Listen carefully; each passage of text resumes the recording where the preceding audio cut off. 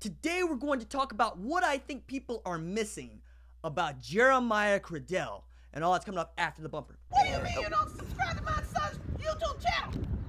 Mama, no! Just snap the damn ball, RJ. What's up, kid folk? It's RJ Young. I am not on a step mill. Consider hitting the like and subscribe button because I upload a video every single day. It's always OU related, college football related, sports related. We have a good time, and today we're going to talk about Oklahoma safety, defensive back, cornerback, depending on who you talk to, Jeremiah Criddell, and what I think people are missing. But I'll start with this. Last summer, he picked up a commitment from Darion Green-Warren, DGW to some. And he's exactly the kind of corner that folks were craving at Oklahoma. He is 6 feet tall. He's a ball hawk. He's instinctual. He wants the challenge of going up against Big 12 wide receivers and the pass-happy offenses that dominate this league. He grew up an OU fan, and he's coming from Mater Dei, which is not the kind of place that Oklahoma is used to going into and winning. That is so important here because talking about a dominant high school football program on par with the IMG Academies of the world, the St. Thomas Aquinas of the world. They just put out ballers. And then you had this whole bit about the kid possibly looking to go other places, and that is so far from the truth.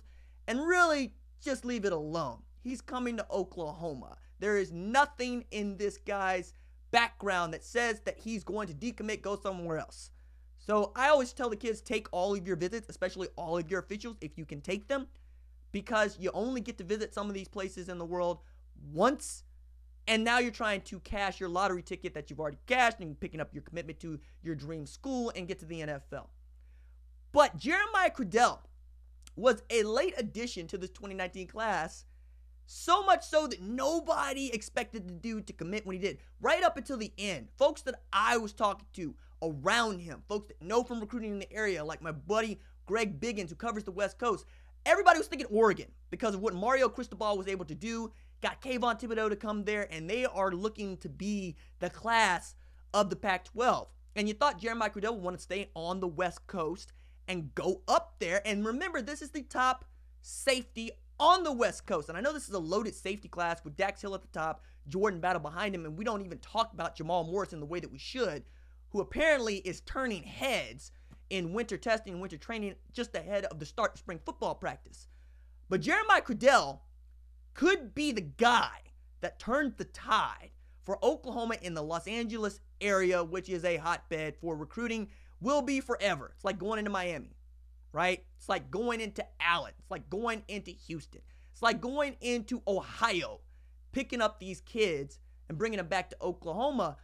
But if you can take a guy like Jeremiah Criddell, who is college made, his body is carved from granite.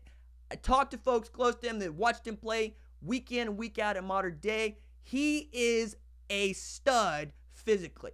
One of these guys that just catches your eye as soon as he walks off the bus. But if that guy can come to Oklahoma and play safety, nickel, corner, start, do well, again, you're talking about building momentum on the West Coast, which is something that Oklahoma has been trying to do and has done well offensively. Defensively, you're still waiting. The last really great defensive player to come out of the California area for Oklahoma is Tony Jefferson. Now you got to sincerely start to look around and go, who's next? Who do you look at to be the guy to point to and say, hey, look at what we did from the last kid from your area? Because you're banking on Caleb Kelly, who is a 5-star linebacker, finally figuring it out in the last year he has to figure it out. You're also banking on Buki, perhaps to be moved back to corner, which is his natural position. Let the man play man press coverage and shut people down because his name rings out as well. So you get Buki and Jeremiah Criddell, both to play outstanding ball defensively in Alex Grinch's newly vaunted 3-4 scheme with the rush linebacker and the one-gap scheme. All of a sudden, not only can you go into California and the Los Angeles area and win, you look at St. John Bosco, and a guy like Chris Steele, you might have had a better opportunity to win. You can go into these places and say, look at what we did here. And in particular with Mater Dei, where they're just going to continue to put out quality, big time, Power 5 conference talent. You want to be able to look at the guy who you got to come right at the end of early signing day, right there, announce it on television, throw the horns down and say, look at what we did with him. So the next time that an Elias Ricks comes along, you don't lose him to LSU. And that, it's not over yet because he's a 2020 guy. But Elias Ricks is one of those guys that you look at and you're like, man, that is a 5-star defensive back, and he's going to play corner, right? So you want to look at them and say, look, we did this with XYZ. You have this on film. You watched him come to Oklahoma. You watched him succeed. You watched him go into the NFL draft and get drafted on day 1. What if you could say with Jeremiah Criddell, you put a guy out there that has between 2 and 4 picks, that has close to 50 tackles, and became his own version of a great all Big 12 defensive performer at Oklahoma. All of a sudden, you can go into Monarch country and win regularly, which is another reason why you should only be fanning the flame of DGW coming to Oklahoma, because that would be back-to-back Mater Dei kids that committed to Oklahoma on the defensive side of the football. That cannot be understated, and I will continue to yell about it until folks finally get the picture. You want Jeremiah Criddell to succeed. You want Buki to succeed.